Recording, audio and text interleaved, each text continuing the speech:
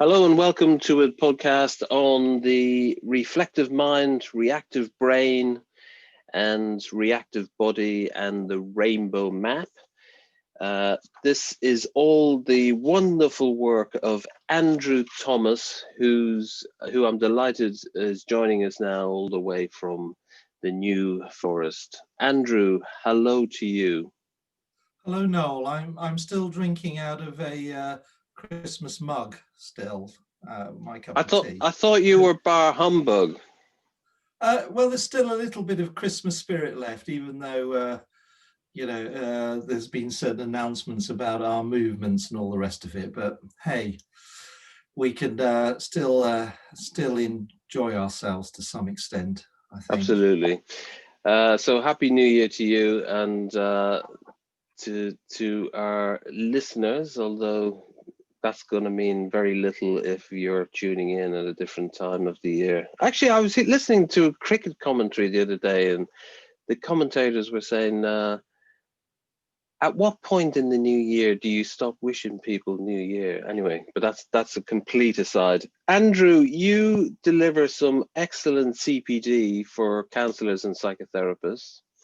And your rainbow map is a single page chart designed to capture how an individual's reflective mind and reactive brain body changes as they become increasingly hyper and hypo triggered. So that's going to be what we're going to be chatting about for, we're going to try and be, let's say we're going to be, we're trained to keep it within half an hour. And so Andrew, just briefly, do you want to tell us about you and your background? What are you comfortable telling us about your wonderful life? Wonderful life. Just really briefly, I trained originally as a chemical stroke petroleum engineer, worked for BP until the early 90s, producing that evil fluid, and then set up my own business in the UK and America, another one in America, sold them in the end of the 90s, or one of them anyway, worked as a non-executive director and a management coach for the noughties, and then sort of had an epiphany towards the end of that period and focused, gave up all of that and focused all my time on the voluntary sector, trained with Relate as a couple and family therapist. And now I work as training the rainbow map and the reflective mind brain body model, and I now and also I have a small private practice working with individuals and couples. But the reason why we're talking today is that around about 2014 I started to come up with some ideas about how I could integrate the whole body system into therapy. And by doing that, increase the resilience of my clients after therapy had finished. I mean, I wanted to enrich the therapy work that we were doing together. And also a big thing to me was to increase the level of their resilience in the months and years following therapy. So I run the whole thing, the rainbow map, the whole thing as a not-for-profit thing. I'm really committed to the therapy world not being just the preserve of the people who can afford to pay for the training. So I keep all the training costs as low as possible, and I donate a third of all revenues from my work anyway to the charity shelter. There's people now in other countries using this. So there's an institute in Warsaw in Poland that are now delivering rainbow map workshops, and they donate. I mean, my only recompense from that is the satisfaction, and they donate and support homeless charities in Poland.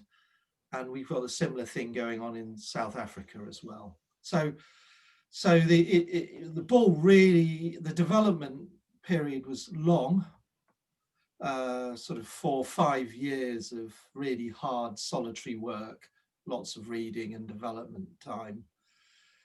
And then an article got published in December 19 in Therapy Today, the BACP sort of flagship magazine. And following that, the reaction was quite remarkable. I mean, I was surprised about the degree of the reaction. I maybe wasn't that surprised that people found it interesting and useful, other therapists in the work they were doing. Surprised that the interest has been across all mainstream modalities. Mm-hmm. That really has surprised me. I could understand why CBT people or EMDR, sensory motor, but person-centered, EFT, all sorts, systemic, all sorts of therapists have been coming to the training. And I should say, Andrew, I have attended your training, and I found it extremely useful and very insightful. And I've began to use it with clients I see, and the feedback so far has been very, very favorable. It's been a very useful adjunct to the way I work. And so anyone listening, they'll think, what, rainbow map? What is this? The United Colors of Benetton or something? Or what's it all about? And talking about the mind the way you have. It's a very simplistic view of, very helpfully simplistic view of when you describe how the mind is and how it relates to the body. How did you kind of decide to portray? I suppose a good point is now is probably to share the page that has the reflective mind, reactive brain, and reactive body. How did that come about, where you just sort of thought how to show your ideas as that simple? I'll share that. I suppose it was so much reading I was doing in 2014, 15, and 16, and prior to that on the human system, the mind. It just showed that we were really learning so much about how the mind worked. But in reality, A, it's incredibly complex, and B, I got the sense that we were still just in the foothills of that, and that we were trying to compartmentalize the mind and say, well, that bit does that, and this bit does that. For example, a lot of people talk about the amygdala as being the seat of fear, but the research done by Lisa Feldman Barrett in the US, and she's got a big lab researching emotions, shows the amygdala really triggers on novelty, on uniqueness, on difference. So it's more than just a center of fear. And so I thought, well, after all this reading, how could I distill this whole thing into something that would be useful as a psychoeducational tool, not just for therapists, but more importantly, what could you share with your clients that would be as straightforward as possible, that would be with as little controversy, like, is it really like that or isn't it like that? So something that was straightforward, using hopefully everyday language, that would then generate the capacity for me and my clients, and now other therapists and their clients, to have a sort of common language that was in a way therapeutically useful. So it's not the language isn't totally unique. I mean, Daniel Kahneman, if you read his book Fast Slow Thinking, you'll see strong resonances with that. If you read books by Janet Ogden, a sort of doyen of the sensory motor world, you'll see lots of connections there. But I just wanted to get this distillation. So I came up with this. And I suppose ultimately I'm an extremely simple person. Well, am I? But I just tried to keep it as simple as possible. So we ended up with this. This is what I thought I could melt the whole thing down to, the irreducible, in a way, core. And also use words that then engendered what I felt might be useful conversations during therapy and between sessions. So I came up with the sort of volatile part of our system, the reflective mind, which you could describe as the most recent additions to the human toolkit, if you want to use that type of language. And that the reflective mind is really what I hope all of us are using a little bit at the moment. We're able to balance one thing against the other. What's Andrew saying? What's Noel saying? How much sense does it make to me? Do I have a memory? Have I thought of a book? You know, all that sort of balancing and considering. And also requesting our reactive brain, which is an older, more primordial part of our system, our brain, if you want to say, the whole sort of unit up here in your head. And that reactive brain is the thing that's constantly generating memories that then kick off other memories, generating emotions, enabling us to experience sensations. So that reactive brain is also a workhorse for our reflective minds. So, for example, I might say, what's 28 and 15? Well, it's 43, I think. But how actually did my reflective mind came up with, I'd like to know what those two things are, and my reactive brain delivered that. And then going further down, the reactive body is constantly, it's housed in skin. It's got our organs inside of it. It's got our sensory organs, eyes, ears, touch, skin. And all the time, our reactive body and our reactive brain is exchanging information. Now, currently, I'm sitting here pretty calm, and you're sitting there pretty calm. But if the door handle's behind us, or someone knocked hard on a door, instantaneously our reflective minds would shut down, and our reactive brain and reactive bodies would instantaneously dominate this whole system, and it would cause us to look around and check the door. Now, before I just finish on that, the reflective mind is the add-on that enables us to avoid acting in a compulsive way. If you start to trigger either up into a sort of fight, flight type of mode of behavior, or if you start to trigger down into a sort of hide, play dead, sort of depressed type of state, your reflective mind is shrinking right down, and you become really the sum of your reactive brain and your reactive body. So whatever thoughts that your reactive brain is generating are treated as absolute in a way. They're not tested, they're not compared. And those thoughts, if they become orientated towards anxiety, fear, then your reactive body is going to pick up those cues from your brain, your reactive brain, and start to trigger up. So your heartbeat will go up, your breathing might go up. And your reactive brain, interestingly, will pick up that. It won't actually know that it kicked it off, but there are other parts that will sense that triggering up, and that might generate more negative thoughts. So a lot of the clients that come to us are experiencing a sort of a reflective mind collapse, either at times or a lot of the time. And for the unlucky few, well, they probably wouldn't have walked into your therapy room if their reflective mind wasn't available just some of the time.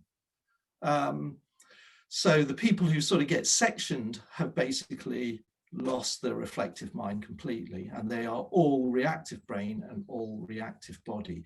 So I find when I developed that model, I found it very useful in my own practice, and then a few other therapists in group supervision found it interesting, along with the rainbow map.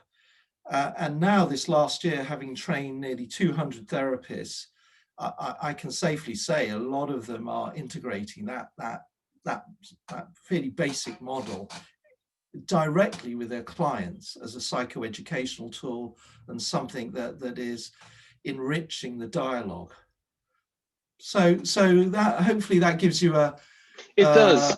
And if you want to introduction into that. Just on the do you want to explain what the trigger flag is?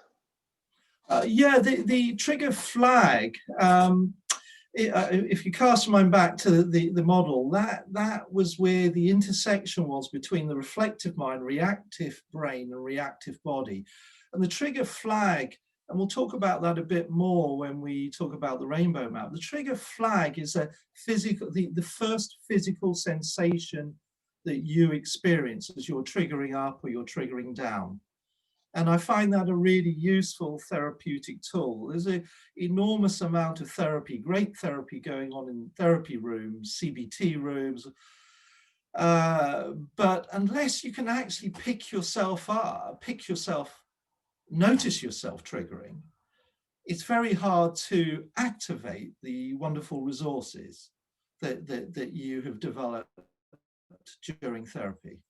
So the trigger flag is a physical, so my clients, if I'm working in this way, I don't work with this way with all clients, obviously, but if I am working with that way, they start to be able to notice, like for me, my trigger flag is a little, if you put my thumb on the lower half of my throat and just pressed it there, it's a tightness right there. And I know that if I feel and notice that sensation, then I'm likely to be imbued with a whole set of reactive brain and reactive body affects. So I'm triggering. So I get the whole, I should say, this isn't the rainbow map and the reflective mind, reactive brain body model. It is relevant in a lot of areas, but the area, just to give you the distinction where I think it's really relevant, I mean, maybe this is a crude analogy, but just imagine you run onto a railway station and you're a commuter and you do the same trip every day, and you go onto the platform and the train's just pulling out. Well, in that situation, for most of us, we'll be frustrated to some extent. But we'll walk back on the concourse, look up to see when the next train is going, wait the 10 or 20 minutes, and then go and catch the next train. We'll still maybe be a bit hacked off about it.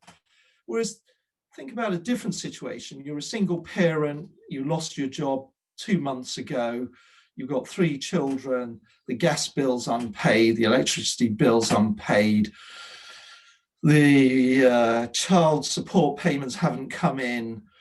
You're in a really, really horrible situation. And suddenly you've been trying to find jobs, you've been unsuccessful, and then this wonderful job comes up and you get to the interview, but you have to catch a train to get to it. And this time, the person is running onto the platform, and the one train that will get you to that interview is just pulling out. The type of triggering you might experience in that situation is very different to the other situation. Yeah, that might be more existential. The reflective mind might shrink down very rapidly, and the reactive body and the reactive brain will fire up. Thoughts about, the dreadful consequences, the dreadful thoughts about yourself, your body, you might start to palpitate, your heartbeat. So the reflective mind, that model, and the rainbow map is I safely say, a year and a half ago, I was always very cautious about making claims. I think I can really safely make claims that the rainbow map is a very useful tool in helping people pick apart that system. And you use the word adjunct, which I think is a great word. It's as an adjunct to the therapy you're already doing, just to enrich it, add distinctions, add granularity is a word I like to use around this. So yeah, and that's very useful, Andrew, because let's just, I mean, it's a slight deviation from what we're talking about, but it's some way connected. Often, I don't know what your views are on this. If you're doing CPD in our field, there are opportunities to retrain within the field and to do new kind of the sexy, cool approaches, of which there are always new ones seems like every 5 minutes.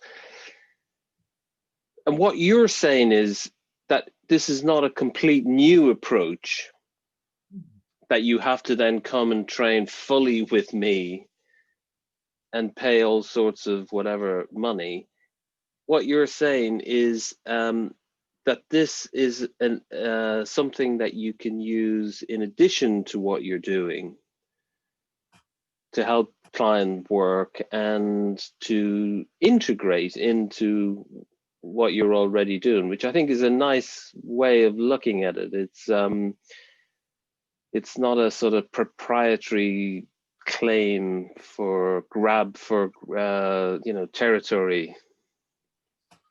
yeah, maybe that's exactly the way I look at it. In that it's just a catalyst, and I've just been amazed in the last year the way other therapists have been using it, ways I never dreamt of. This is my baby. I developed the thing, but people are using it in ways I thought, God, I never thought of that, and I just am so enthused by that. I mean, it's just wonderful to hear back when people take something on and then improve on it and integrate it. I mean, I know EMDR therapists who are sort of using it in the early phases to really help them fine-tune the later treatment phases, because they and their clients get a much more detailed insight, to use that word, more granularity in how they're reacting to the things that they brought to therapy that were generating sort of unwanted affects. I mean, I won't go into it now, but there's a very deep theory base behind this. I mean, I went into PERDA from 2016 and 17. I went into PERDA and just read and because I sort of knew things were working in the early stages of the rainbow map, but I really thought it's not good enough just to think, well, I sort of know why this might be working therapeutically. So I really deepened the theory base. So we're not talking about that today. I mean, but elements of that I think are pretty interesting to me anyway, in terms of why some therapies, person-centered therapies, work when they work. EMDR, I mean, Shapira came up with her, God, it's gone out of my mind, adaptive information processing model, which she herself, I mean, sadly, she died last year. I mean, I would love to have met her. But she herself so bravely and openly said when she developed that it was her best attempt to describe what might be going on, whereas the theory base that underpins this provides a different foundation for why EMDR works, which I think is interesting. So there you go. Anyway, I diverge. Shall I show you the rainbow map, Noel? Yes, that's what I was just about to suggest. So we've described the neural activity, reflective mind, reactive brain, reactive body, and we've talked a little bit about the background and the theory. So let's just practically, we're going to show what the rainbow map is, and a blank version, and what a completed example might be, and how. Yeah, over to you, Andrew. How I'll it just all show you a works. blank rainbow map and just describe the various elements of that. And then I'll show you what a completed rainbow map looks like. If you're going to use it, as I call in the 3-course dinner version, I know school counselors who just literally just put the blank one on the table in between them and the client, or metaphorically in today's world, online between them, and it's just used as a sort of catalyst for conversation. Nothing is actually written on it, but I'll show you a blank one. Does that show up all right for you, Noel? Can you see the whole thing? So yeah, well, you can see what's called the rainbow map, hopefully, and what we've got here is various bands of color. Going from the top, that's, if you're right at the top, you would be a screaming, shouting, howling wreck. Your reflective mind would have been completely shut down.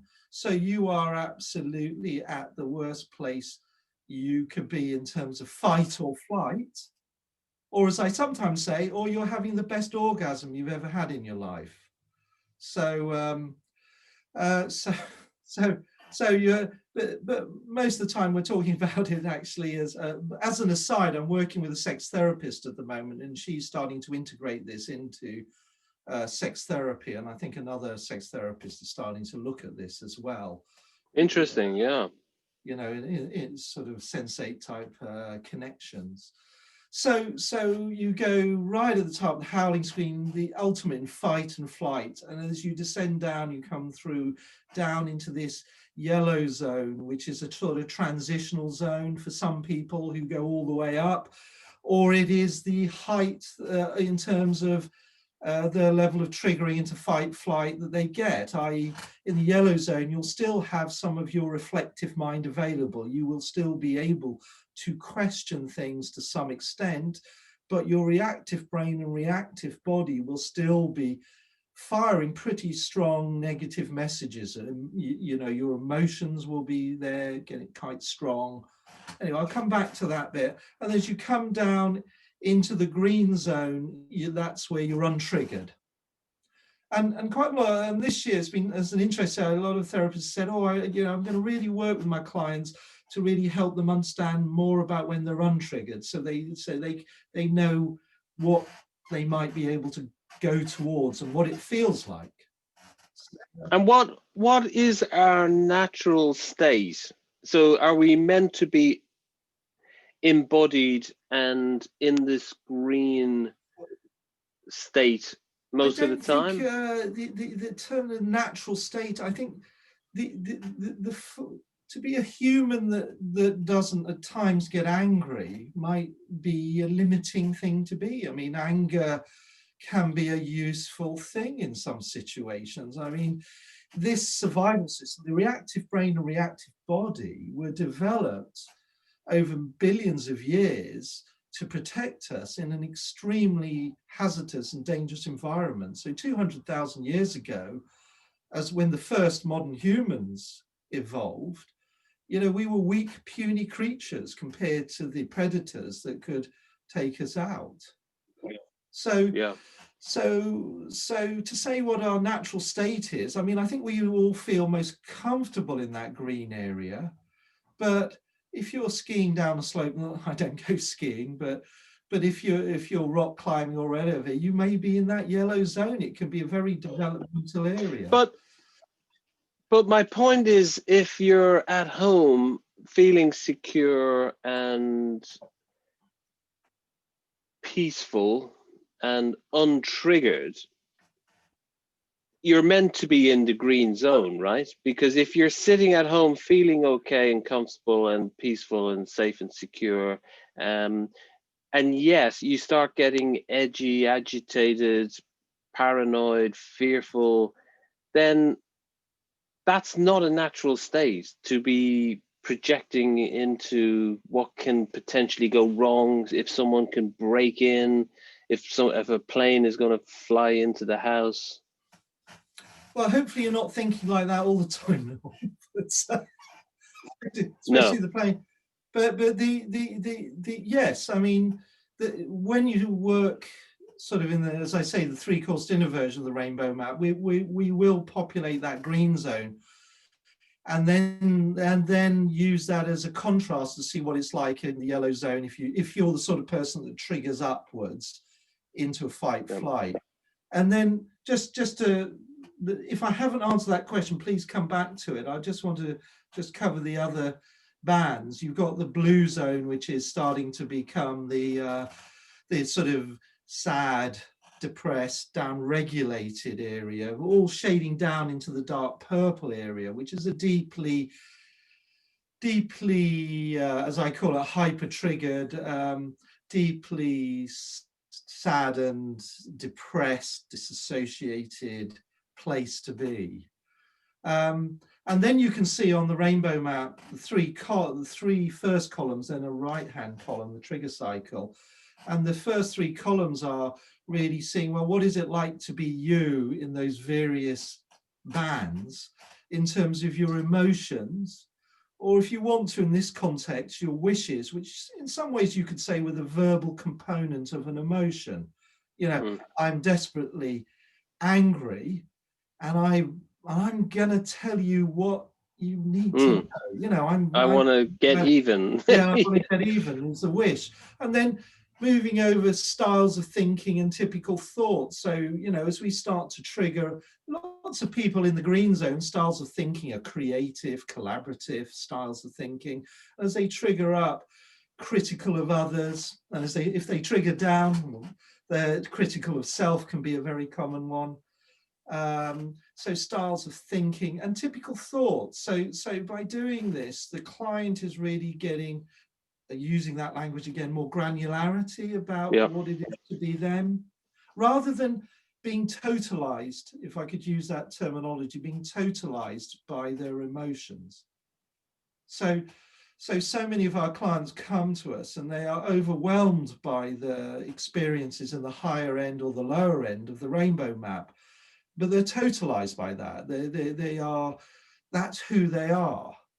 Whereas if you can strengthen their reflective mind, they can start to actually see that they are more than the sum of who they are when they're in their unwanted places. And that again opens up all sorts of useful narratives for therapists, whatever is your modality, that opens up some useful streams of thought and narrative and conversation leading to the development of resources. And Andrew, on the training, this is one question I posed to you. Is this to be done over one session or a few sessions? And I'm just posing that question again. The answer on the day you gave me was it's one session, and I was left, probably maybe because I work terribly slow, but I was thinking this is a hell of a lot of material to deal with in one session. I'm sorry if you picked up that message, Noel, because it's not typically the message I would put out about this. I mean, I would often use this in one session, but I know therapists who will use it over 2 or 3 sessions, or you know, it's just, or maybe it will just be 20 minutes of conversation in one session, you know, without filling it in. I mean, on the workshop, as I say, I give you the 3-course dinner version where you really work through it in a sort of methodical way. But the reason for doing it like that is that after the workshop, you can choose like a palette if and how you want to use the rainbow map. So no, I'm sorry about that. If you got that impression. No, it's not, no need to apologize. It's just my perception of how it is being worked at. Because, for instance, if I'm working with someone, I mean, this is the point you also made about completing the map you're exercising clinical judgment around how safe, for want of a better term, it is for someone to explore their yellow and red zones, for instance. And it may be quite triggering, maybe, if to go quickly into an area where they might feel a little bit potentially re-traumatized or... Yeah, absolutely. I mean, it's one of the reasons why the Rainbow Map workshop itself is available. You can self-book. You can just come on it if you've got more than 150 hours client time. If you've got less than 150, then you need to have had a chat with your supervisor, because this is not a modality. This is not a practice modality. It's a tool. It's quite a potent tool. And as hopefully you can remember in the workshop, I highlight where therapists really need to think about whether they're going to work across all of it with a client and whether that's going to be therapeutically useful. Can I show you a completed rainbow map? Absolutely, that would be quite useful at this stage, yeah. Yeah, so again, this looks like a lot of writing, and this is just if you've used the rainbow map in its fullest. I mean, therapists are using it where they don't write on it. It's just there on the table. The colors are useful. It allows people who are maybe more visually orientated to access things in a different way. But here you have a client who has sort of filled in the green zone. And just to highlight certain areas, you mentioned the trigger flag. When we went through the physical sensation and mannerisms area, oh, by the way, this is a composite example. I don't use real examples anywhere in the training or anywhere on the website.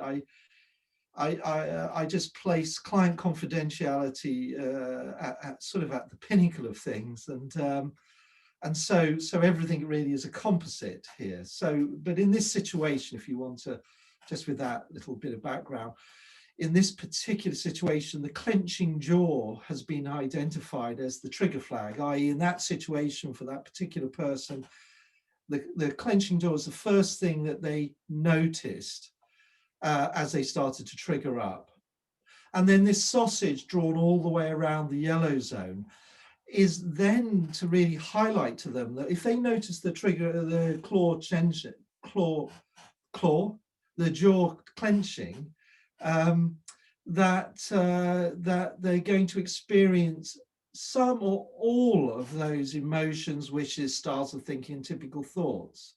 I mean, a lot of this is all about, because so many of us are like that proverbial frog in water that we just don't notice as the water heats up and finally we get boiled. This is about giving us an opportunity to catch ourselves in that yellow zone. Now, some people won't go any higher, but the still being in the yellow zone may be uncomfortable and it may be harmful in their lives, just as it would be in the blue zone. So I keep on talking about people triggering up, people also trigger down. So if I notice that particularly with people who may have been in abusive, either physically or sexually abusive places when they're very young, because your triggering system in that situation, you don't have the opportunity to fight back, because if you fight back, the consequences are even worse. So the extreme example of that would be play dead and to go and hide. And yes, yeah. So you may be then the type of person who will, when faced with attachment threatening experiences in a relationship, you may just trigger straight down because your system is trained to do that, to disassociate, to shut down, to shut off, to distance.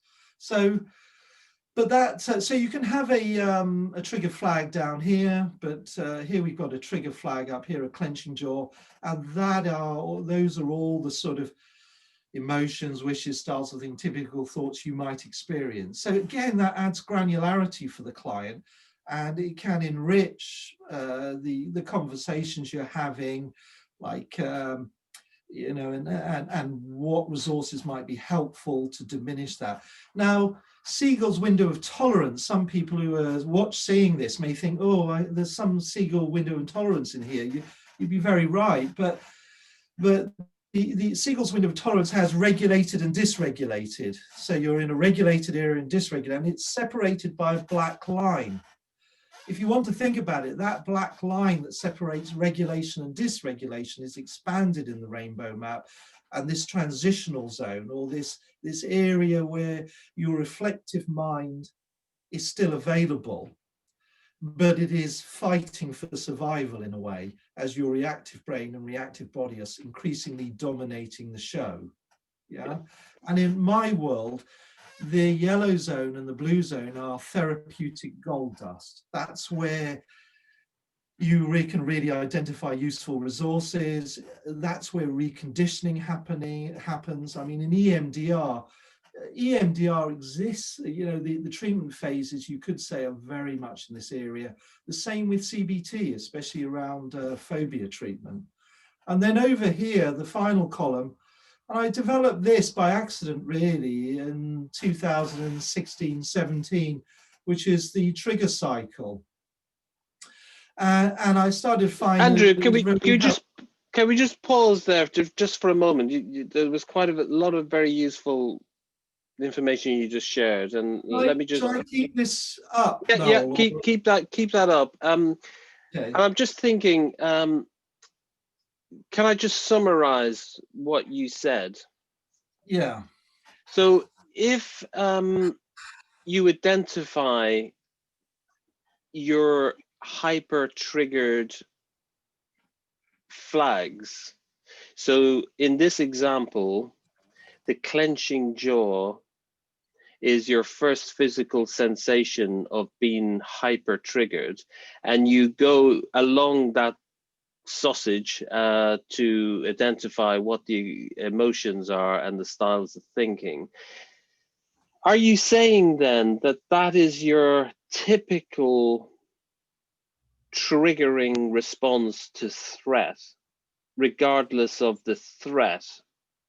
Yeah, I'm not saying that this one is just an example. It's not everyone's. No. I'm not saying it's for everyone, but for an individual who is triggered like this, is that the way they get triggered in all situations posing threat? Yes, they will typically get that. Well, it might vary from situation to situation to some extent, but there will be commonalities through that.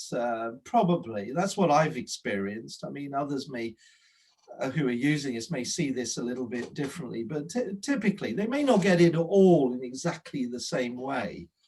But the other point is the reason why I've come down on the physical sensation as a really useful trigger flag is because the other areas, emotions and wishes, styles of thinking, typical thoughts, they're all made of synaptic firings in the body and the reactive brain, which are the same whether you are calm. That's the same mechanism, whether you're calm or whether you're triggering or whether you're fully hyper-triggered or hypo-triggered. But the physical sensations are a real change. They are a physical change in your body. You know, when I experience that tightening, there is something happening there. Or when my heart starts beating, it really does start beating faster.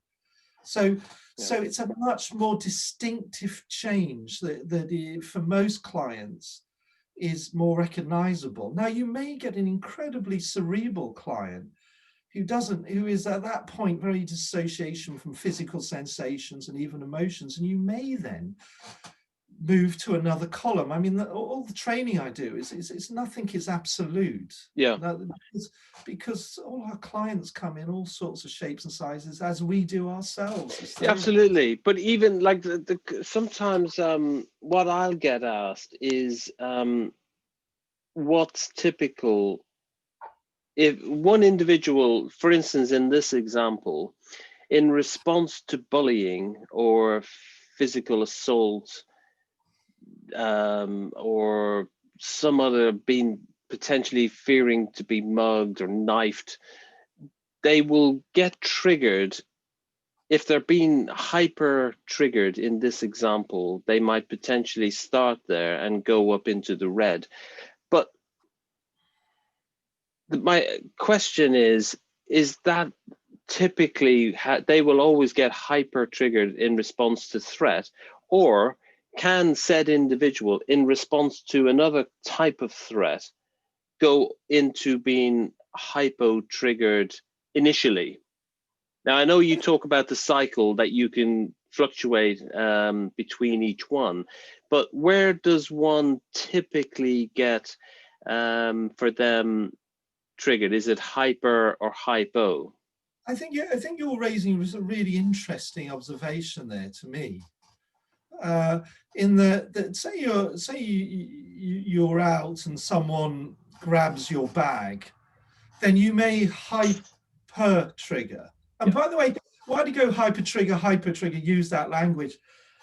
Some of the people looking at this may see resonance with the polyvagal theory in this. And if you look at the physical sensations and the aide memoir that's used to help people through this rainbow map, is it's very influenced by the polyvagal theory. I mean, I developed it largely before that, but I've been in sort of on and off communication with Deb Dana over the last few years, and I was so delighted when I came across the polyvagal theory in 2018. It really sort of underpinned the work that I was doing. But no criticism here, but the language for hypertriggering is sympathetic response.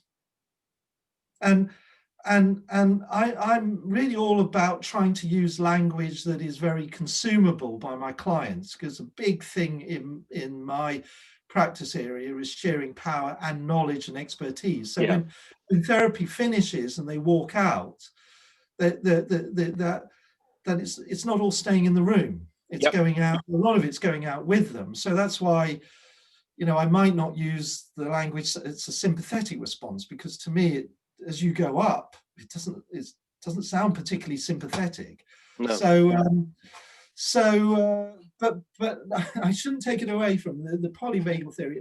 Just a wonderful, wonderful piece of work, and so useful in so many ways. So yeah, you could be out there, you can have the bags, and you will trigger up, but you may be back at home in a home situation, and because of the way your triggering system got trained and what's happening in a home situation, you may actually trigger differently and go straight down. Okay, that's useful, because I've been on CPD professional training courses, Andrew, where facilitators have aggressively asserted that one has a default triggering system.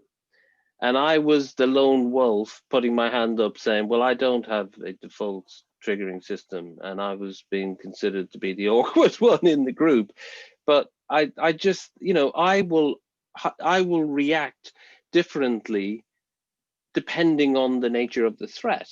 And I think that's the way most humans do. We might have typical responses to threat, but we don't have a uniform response to threat. Is that? Well, the only thing I would in the context of that, the only thing I would aggressively assert in the context of humans is you generally can't generalize. Yeah. You can cast a net of a model, and working with a client, you can see if there's resonance there. But as we know, we have to hold all of that quite lightly, because the soonest, I've been guilty of that. About 3 years after I was first trained, I started to think I was starting to get the hang of this therapy stuff. Quite good. And then a client walks in and just, leaves me just, questioning whether I'm in the right, doing the right thing. Will I ever be able to be any good? Smugness is not a place that you can only fall from a place of smugness, right? We're all fighting. We're all, speaking for myself, I can be smug, and maybe I'm being smug at the moment, but God, trying to fight that tendency. So So I'm sure that that therapist that said that in the context of their world and their work, that made sense. But in my world, it sounds like a bit in your world. This is such a complex, interactive, systemic, circular system. Yes. No, There I just use loads of jargon there. So anyway, but I hopefully the people tuning into this a lot of them will be therapists anyway. So I'm sorry about that. So thank you for that explanation, because that helped clarify it for me. So you had been talking about the trigger cycle, and this is where, yeah. So that's been a really, really useful thing in many ways for people to actually track themselves. And up until about a year and a bit ago, when I first when the article came out, the first probably 4 or 5 workshops, I did have my heart in my mouth a bit, because my experience is when people say trigger up into the yellow, fight, flight types of zones, there is for nearly everyone a payoff down in the blue, purple zones. Again, we're not talking about the commuter just running onto the platform and the train's going. We're talking about that attachment-related triggering in a relationship situation, or in a violent or a potentially violent situation. We're not talking about that. We're talking about that. So if a person triggers up and they go up into the yellow and red zone, there is this incredible, and which is, you can see the dotted line, this transition that we humans go, where we sort of transmute emotionally, styles of thinking, and we transmute into a place where we are hypo-triggered, sort of down-regulated, unhappy. And for quite a lot of people, that can be quite long-lasting. Mm-hmm. And for some people, I can remember 2016, 17 working with a couple. And you can imagine in couple work, one member of the couple sitting in a room while the other person is going through this. It can be quite revelatory, because a lot of couples come to therapy because the inner world of their partner is opaque. Yeah. So their behavior is mysterious, inexplicable, surprising. And one of the things this does is it helps people, whether it's in couple work or individual work, start to notice that quite a lot of their behavior is on automatic. And if you start to then strengthen the reflective mind, you can start to diminish the power of that automatic behavior. But a big thing is you can start to engender a sense of forgiveness of the other, forgiveness of self. Because if you can start to notice the automatic nature of your behavior, it's not a massive step to start to think that other people are also at times working automatically. Yeah, and this is what we're talking about with psychological insight, right? Yes, yeah. So it's a sort of psychological. I mean, a bigger driver early on was I want to do. I am trained to work systemically as well, which is powerful. Hey, that would take a bit more time to talk about. But one of the things this does is it introduces systemic concepts without any complexity. People start to notice the systemic nature of their inner world. As my stomach goes like that, my reactive brain starts generating these thoughts. As my reactive brain starts generating, my reflective mind starts shutting down, and my heart starts going like that. Do you know that type of system? So going back to 2017 on the trigger cycle, and I started noticing this with another number of clients, which was some would say, I pretend to recover. So right down at the bottom here, there would be a split, and there would be this dotted line, which was the pretend recover. But some of them would say, but really, I just stay depressed. And you get into quite often the conversations was, well, the world has to go on, the household has to operate. It can't be this dark little cloud just hovering there all the time. But in reality, I'm still down there, which I found really, and I still do, really, I always feel sensations of sadness that someone's pretending to be okay, but in reality, they're not. And that is very difficult place to be, very Yeah. difficult.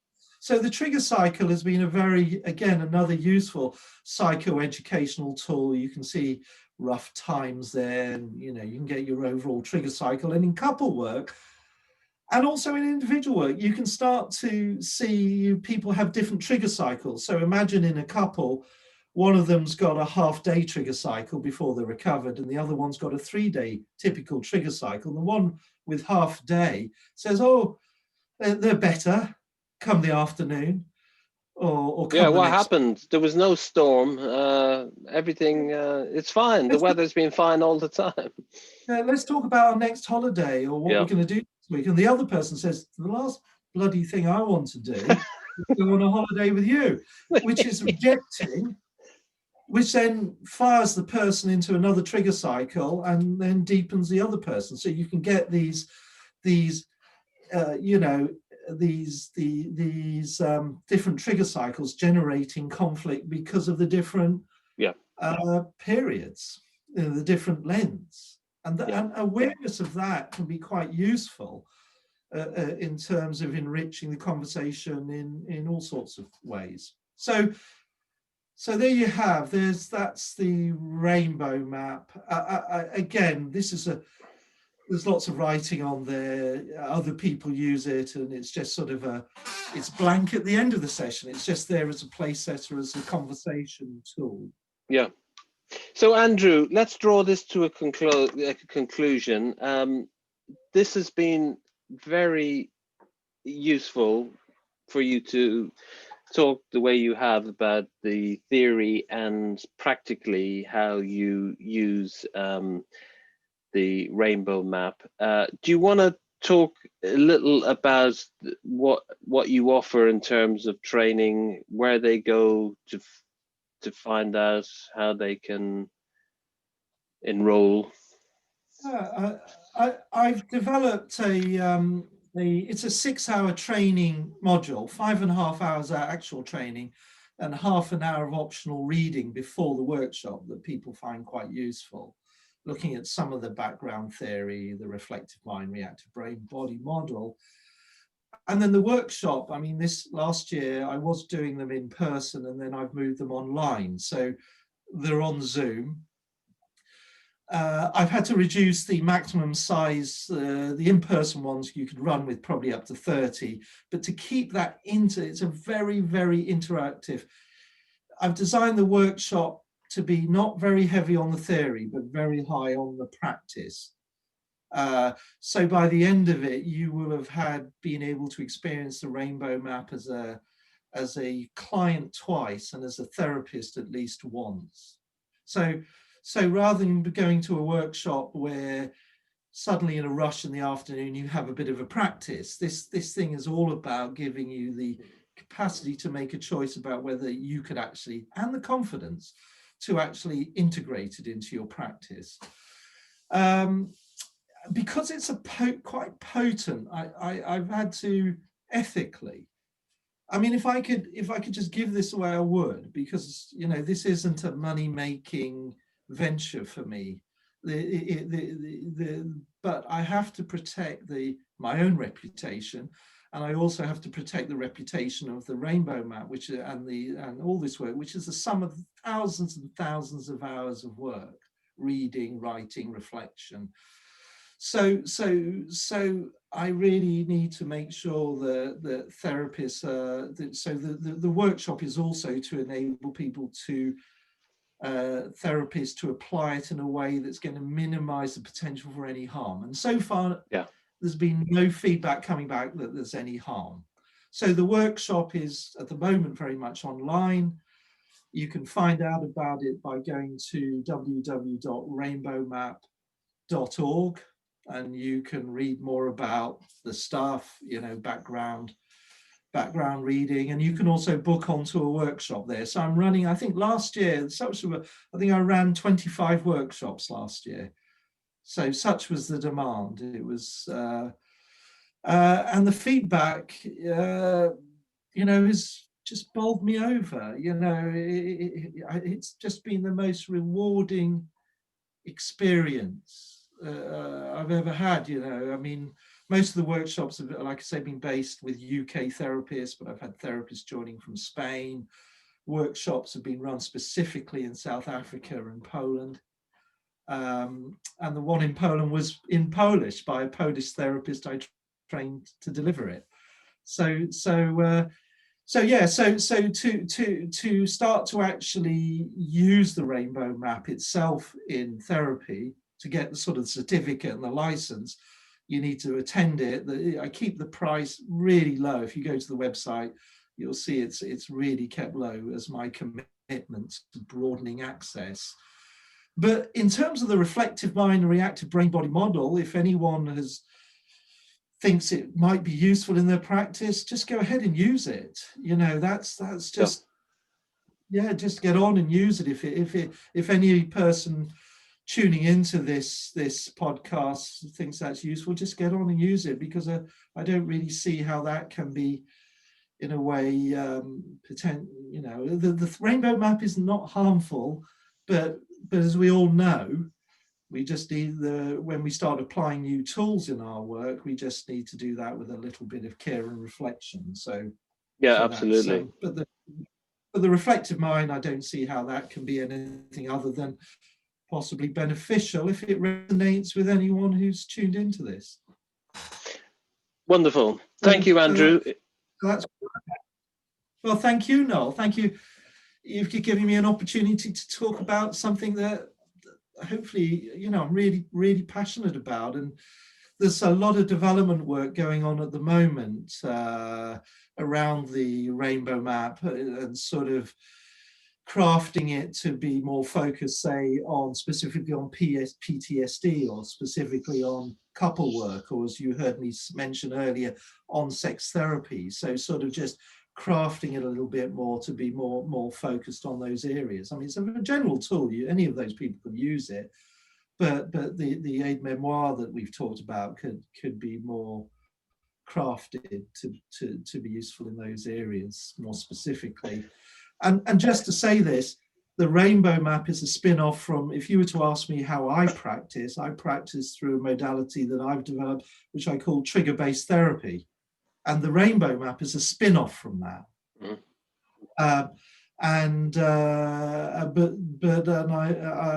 Because in group supervision and other play, I just found people being very interested in that. So that's why I went down there. I mean, possibly in the next year, I might offer another module, the second phase, the rainbow map in trigger-based therapy is the first phase of trigger-based therapy.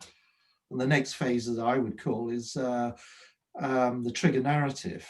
But I mean, I grappled early on about whether to call this a trigger map or the rainbow map.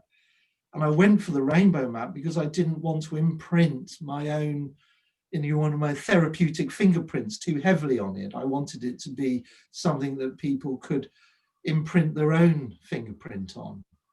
And I felt the rainbow map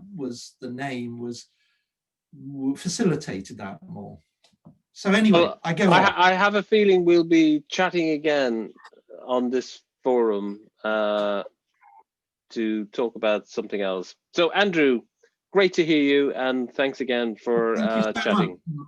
And to everyone who tuned in, if you got this far, thank you very much for doing that. It's wonderful. Thank you. Okay.